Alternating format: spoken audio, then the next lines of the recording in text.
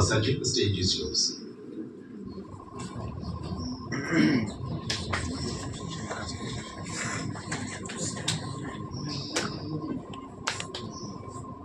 The next presentation is on challenges of formation in the church. I'm sure most of the time we tend to blame the formators for everything. Who was your formator? So that was a question that many people ask. I'm sure the next presentation we are going to realize what are the challenges that are there in formation.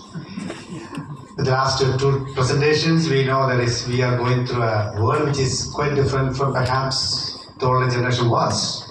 And the challenges are also very different.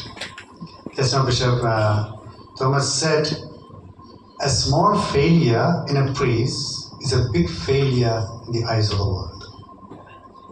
A small failure in a priest is a big failure in the eyes of the world. If that being the case, to make sure that this small failure does not take place in a priest or in a religious, definitely is a big challenge for the formatives. I'm sure at the end of this talk, this presentation, I don't think we are going to change asking who was your formator, but I think we will be a little more kind in asking that question and making our criticism on formatives. And for this we have Reverend Father Dr. Kuriakos Podungudi. I don't think there's anybody who does not know Father Kuriakos here. At the same time, there are certain details perhaps we may not know about him. So I'll tell you in a gist about Father Kuriakos. Reverend Father Dr. Kuriakos Podungudi is a priest for the Diocese of Dibrugarh, Assam. He is a former rector of Oriens Theological College and a professor of missiology. He did his doctorate in Pontifical Urbani University, Rome, completed a course in counseling and spirituality from St. Anselm's Institute, Kent, England. He was the chief editor of Oriens Journal of Contextual Theology. He is an animator and resource person for several conferences and animation programs. Definitely this is only a small gist of what Father Kuriakos is, and all that he has achieved, definitely it is all for the glory of God. And so we like to invite Father Kuriakos. Father, the mic is yours.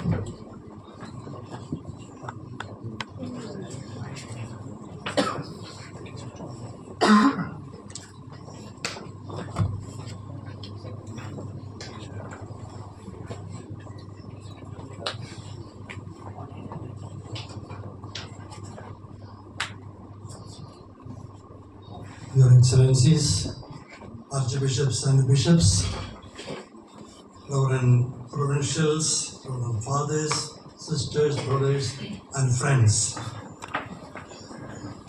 Father Sajid, the moderator, has spoken very favorably of the formators. It is said, saying sorry when one is wrong is a wise person, man of wisdom. But saying sorry, even there is a misunderstanding, is a saintly person. But there is a 1 degree higher.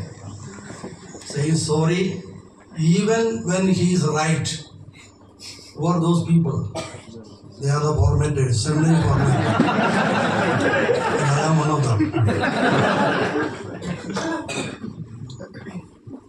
Our previous speaker, Archbishop Venerable, he pointed to us that evangelization is not a closed chapter. Pope John Paul II says, mission has just begun. In Rhythm Doris Missio, the opening words he says, mission is not over, it is just begun. There were churches endowed with a mission. That is their identity, that is their vocation, that is a priority in the church.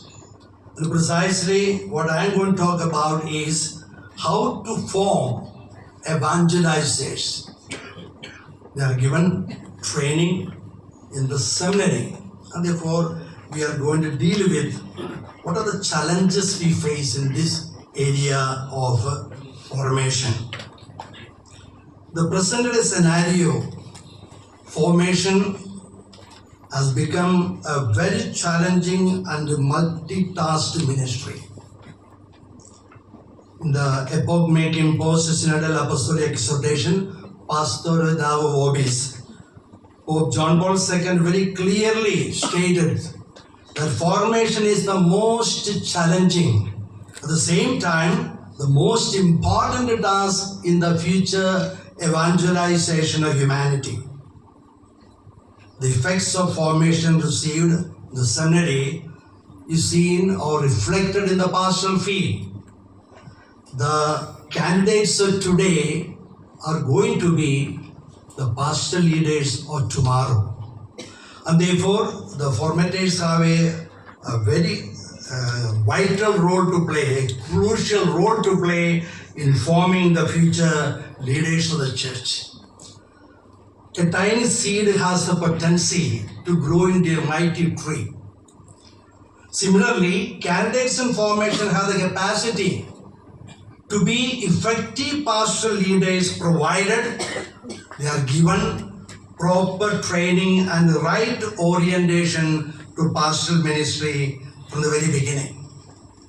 Often we say that formation house is the privileged place. It is the heart of the diocese, the heart of the province. But the question is, how many people willingly accept such a ministry to be a formator? Very often, when someone asked to be a formator, the first reason they give why they should not accept, that they find it difficult to give good example. I think some of us have been giving good example for decades. We are not tired, that's the thing. Maybe the students are tired. Yeah. And therefore what happens is today, the formators has become a kind of endangered species. Not many are willing to take up. But at the same time, this is the most important ministry, no doubt about it. Some jokingly will say, why do you waste your time in the seminary? Why don't you do some work in the parish? And therefore, I have purposely chosen the title that is Challenging Encounters in Formation Ministry. It is a full-time ministry. It's not only one who is same as in a parish, is a minister, pastor, but then this is also equally an important ministry. And therefore, today we require more and more committed formators in formation houses. I'm just giving a little historical background of how this formation has originated and how we have come to this stage, the present state. We know that from the very beginning, there were some type of formation. Sometimes well organized, sometimes informal model, and each had its own rationality, its own strength, its own weakness and limitation. But then we find all these people were trying to do one thing, to form pastoral leaders, committed pastoral leaders. That was the emphasis. In the council document of Tatan Totuis on priestly formation states very clearly, seminaries are necessary for priestly formation. And therefore, no one is going to dismantle the existing seminary system. but we can make changes within what is allowed to make formation more relevant to our situation. That is the challenge before the formators. Reading the signs of the time and responding accordingly. A brief history of this formation. You know that at the very beginning, there were no faculties, there were no big seminaries. But how did the students or the trainees receive their training? That's very interesting. Those candidates who showed some interest in pastoral leadership, they were chosen. And these people, they learned from Christian leaders. They learned from Christian leaders. Secondly, the students themselves took personal initiative to equip themselves for pastoral ministry. And thirdly, every liturgical celebration served as an occasion for them to equip themselves. These were the ways they were training themselves. And therefore, what we find here, active participation by the trainees. This is the one point we need to think about. In today's formation, when we consider, is it the professors or the formators are running after the formees, or are the students themselves show that kind of interest to equip themselves? That is a very challenging question we need to look into. And therefore, there was personal involvement in the formation.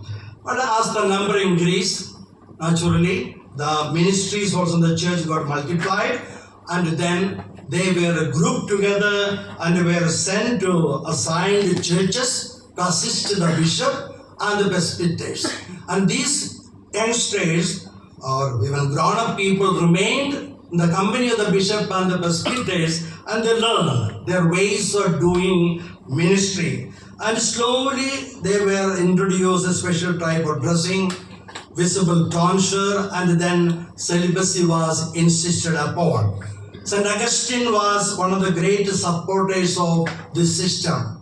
A seminary around, or seminarians, the trainees around the bishop, learning from presbyters. Then during the Council of Toledo in 633, a community living was insisted upon. And then two types of institution emerged. The so-called cathedral schools and monastic school. It was specifically meant to give training to the future pastors of the church. But then what happened with the collapse of the feudal system? These institutions also got fragmented and disappeared. And it had a great impact on the church. The priests had no specific training. They were trying to get the instruction from the universities, but it did not help them. Then comes the Council of Trent. The actual situation of the clergy prior to the Reformation period was somewhat deplorable. The clergy were intellectually unqualified, pastorally ineffective, morally deficient, and lacked enabling pastoral leadership. Therefore, the church felt that we must do something. And therefore, during the 23rd session of the council, special importance was given on seminary formation. And in 1563, the so-called reformatory degree came into existence. And the Council of Trent once again insisted upon formation around the bishop and the presbyters. And big insistence was given on moral and intellectual training. And then the trainees were isolated from the people. They had a special training. They had a special type of dress and a tonsure. And a highly centralized and legalistic approach was adopted. No dissenting voices or moves or reforms were suppressed. Charles Borromeo was one of the great supporters of this new system of gathering around the bishop and getting training. One word about the indigenous approach to formation. Yesterday, Archbishop Vincent had referred to it. You know, it is good to be aware that in India we had an indigenous way of training. The St. Thomas Christians had adopted Gurukula model of formation that was totally native. Candidates gathered around the spiritual guru called Malpan, and they remained with him, stayed with him and learned from him. They had an opportunity to interact with the spiritual guru. But then with the arrival of the Portuguese, such system was suppressed and then it was abandoned. The great paradigm shift comes during the Second Vatican Council. Second Vatican Council, those famous documents, Optatum Totuis, Decree on the Training of Priests, and then Presbyterianum Ordinis, on the degree, on the ministry and the life of priests. These two documents set ground rules and basic guidelines to be pursued during the years of formation. And then at the same time, National Bishops' Council were asked to draw up a priestly training program. And then after that we find various dicasteries issuing documents pertaining to formation. And so we have in 1970 the Ratio Fundamentalis, which was revised in 1985. The latest one we have 2016. There were also the Synod specifically treating on priestly formation. And one of the documents specifically we need to refer is Pastore Davo Vobis of Pope John Paul II, where the Pope very clearly speaks about the human, spiritual, intellectual and pastoral dimension of formation. Then the Pope says these are not separate entities, but they are interrelated. And all these formations are, various areas of formation are to help the candidates to become efficient pastoral leaders. From this little historical background, what do we learn? What kind of a lesson can be? The retrospect and the hindsight of formation. Next. Yeah, there, one of the things what I felt is they felt the sense of urgency. They did not have the resources or the personnel, but they wanted to train the future pastoral leaders. And therefore, they ventured into it and they adapted and adopted according to the need. This is what we require in formation. We need to be open to new ways of forming the future pastoral leader. Second point I would say, it was a personal-oriented program. Personal-oriented. One thing, the number was not a very big, a small number. And secondly, it was not highly institutionalized. And therefore, the candidates got a personal care and attention. They could interact with the formators. The vital question we need to ask today is our formation person-oriented or task-minded? That is, you are to finish this, but the relationship may be an area we fail. And thirdly, self-learning as part of training. Self-learning. The candidates took the initiative of equipping themselves. They sought after necessary help from trained personnel. Today I feel the order is reversed. Formies are bombarded with the materials, not their own personal initiative to find out. And very little room is left for personal work and assimilation.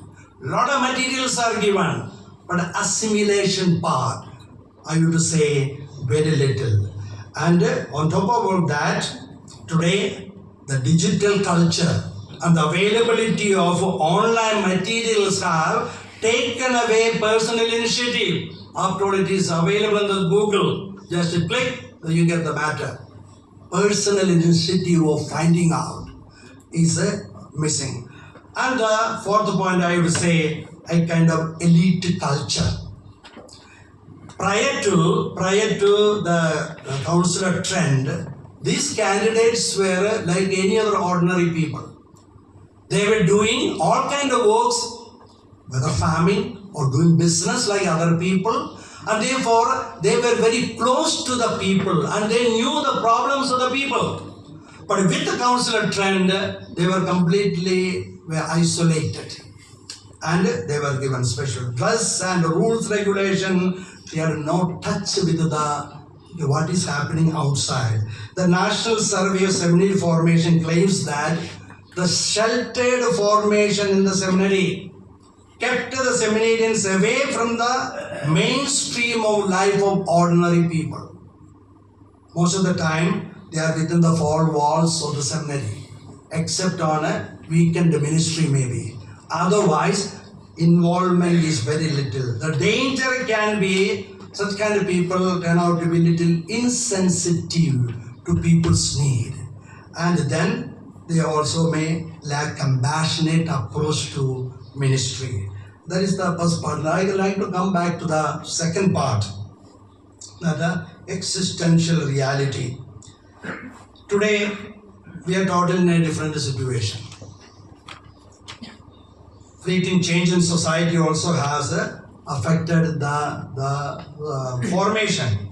And two issues which is going still continue to trouble, so to say, even formation houses are the growing dissatisfaction over the way the candidates are formed to priesthood and religious life, and secondly, the sex abuse scandal in the church. The first is the discernible growing dissatisfaction. Growing dissatisfaction. With all honesty, we need to acknowledge there are many wonderful priests and religious in the church, and they provide enabling leadership, no doubt about it. But there such kind of leaders are becoming very rare. The number is fast dwindling. There is a growing dissatisfaction the way candidates to priesthood religious life are formed. In spite of many years of consolidated training, they lag behind in competence, in efficiency, maturity, and hard work compared to their companions or peer group outside in the society. What has happened to our formation? Years of training. Where have we failed in our effort? Timbered holistic training to candidates. A quick response or a improvised response, it will not be help us. It requires a serious reflection, study, and then we need to look at what is ailing us in our formation system. At the same time, this need to be taken up as on a priority basis. Secondly, the collective innocence of alleged complicity. That is, we know what has happened to the church, the sex abuse scandal. The presumed collective innocence of priests and religious have been seemingly exposed by the recent media reports of abuse cases in different parts of the world. They also claim that the alleged tactful compliance with the competent authority to protect the herd members will continue to blame the higher authorities. The distasteful drama has unfolded in many countries, and the epicenter was in Boston. The scandal came like a big bang and hit rock bottom, questioning church's credibility. Many priests and religious were the target of scrutiny, and some were dragged into the criminal court of law. As a result, the church attendance dwindled. Some dioceses and provinces declared bankruptcy, unable to pay the compensation to the victim. Now the question is, who is responsible? Primarily responsible for this. As usual, many hold the formation houses accountable for this moral failure. Some very sarcastically pointed out, no seminary teaches celibacy or sexuality adequately. Most of the training programs value and foster naivety and immaturity. Such unilateral and lopsided, loud accusations, these are not uncommon. At the same time, this is not going to help to restore the image of the church. We can put a counter question asking, is it sufficient enough to point out an accusing finger at the formation houses? Are we not collectively responsible for the formation of future priests and religious at the local level? In what way the members of the dioceses and provinces, parishes and institutions, communities and individuals involved and contribute towards the formation of the future priests and religious? These are pertinent questions and need to further study and reflection. During this symposium, we are talking about trends in Christian witnessing. What type of image do we present or project as a community of believers to people around us? At the same time, how do we visualize the present day formation and what need to be done to embrace a servant model of leadership in the church? Definitely, a paradigm shift is required, starting with the selection of candidates, their formation, and then the ongoing accompaniment. So the next point is need of a paradigm shift in the selection of candidates. Second Vatican Council document, Lumen Gentium says, family is a domestic church. And the Octave Doctrine says that the family is the first seminary. And therefore this document point out an important thing, that is the role of the family in discerning and promoting vocation. It is said nearly 85% of the formation is already over before the candidates enter into formation houses. And formators are left with just a fraction in forming and initiating them to future pastoral ministry. The axiomatic saying, selection is 90% formation, contains depth of truth. Strict guidelines should be followed while recruiting candidates, and it should be applicable to everyone, including the vocation promoters. Why I say vocation promoters? Because at times, vocation promoters send anyone and everyone without making any selection. Once I heard one priest, he was in the habit of sending a battalion, and he also sent a married man for vocation camp. So this man said, Father, I am a married man, I have a family. He said, don't worry man, you go and try. The important role the vocation promoter plays. Before sending to the camp, we must see what is the aptitude, what's the background of this candidates. That need to be strictly followed. Then, due to lack of vocation, some dioceses and congregations seem to be vying with each other to recruit as many as possible without paying sufficient attention to the aptitude of the candidates. Some resort to false promises of assuring one phase of formation or ministry in foreign countries. Some succumb to such a lure or the lucrative offers. And then what happened? When their expectations are not met, these people become the most disgruntled members and they spread unhappiness around them. The Buddhist historians claim that the flourishing monasteries experience a period of decadence from within. And they will say it was mainly due to the faulty selection of candidates, because many were not meant to become monks. They joined with some other ulterior motive. Such occurrences cannot be completely ruled out in church institutions as well. The recruiting policy of Jesus was above suspicion and reproach. No one could accuse him of enticing with the false promises.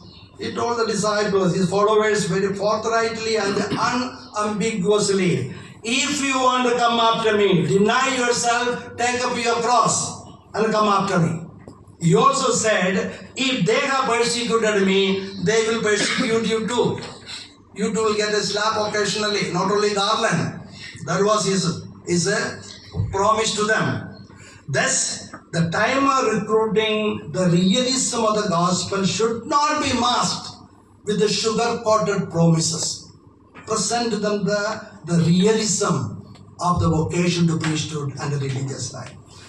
And then beware of the family baggage of the candidates. Beware of the family baggage. Undoubtedly, some candidates in formation houses are very clever. Definitely yes. Intellectually equipped. They are gifted and they are talented. And especially their digital knowledge is praiseworthy. Sometimes just looking at them, we get mesmerized. Before we open our eyes, they are already finished. Very good. But at the same time, we know that on the other side, many fall short of average intelligence. Sad to say. The vast majority of vocations, that nearly 87%, come from moderate, average families. That is fine. Similarly, almost 90% of the students come from families with 4 or more children. Just now, Archbishop mentioned about the importance of having a larger family. You know, earlier, 9, 8, 10 children was a normal thing. Many families have their own football team. It was a normal thing. We had a companion, Archbishop Linus will know, from Kenya, one father, Ikole. He had very few brothers and sisters, only 24 of them. He had 2 football teams. A very jovial man, he says he used to be the referee. And the daddy was always the linesman. And the mother was the scorekeeper. But what we noticed is kind of larger families. They had an opportunity to interact, to fight, to adjust with the people. And they learned to deal with any type of personalities. But today, when we look at it, the majority of them hail from nuclear families. Just one, or having another, just one sibling. And therefore, very often growing up alone or with another sibling, majority of them have had somebody protective life. And their endurance capacity seemingly very, very low. Many of them are not used to that kind of hard work. And many more are prone to get sick. Even the slightest change in weather condition. Big wind in Barapani causes sneezing in Maulai. Yeah. So certain amount of relational bankruptcy is also seen because the family they are only just 1 or 2. Relational bankruptcy, interpersonal bonding, a sense of sacrifice. These are much more desired. Why do I mention this? Because this is a kind of awareness or the knowledge for the formators. That the background they come from, and therefore these candidates need help. We need to help them out. It is not their fault. They are coming from a nuclear family. And therefore, what should be our responsibility to help them to become more and more mature and person-oriented persons in the seminary or formation houses. And therefore, when you look at all this, the formators are dealing with a very, very delicate situation. It is almost like walking on a eggshell. If I say this thing to this man, you will get offended. Other one, if I say, you will not look at me. So, this is a situation for the formators. From there, I am coming to the third part. That is the goal-oriented and target-focused formation. Incompetent leadership causes systemic failure, and the consequences are disastrous. Pastor leadership failure was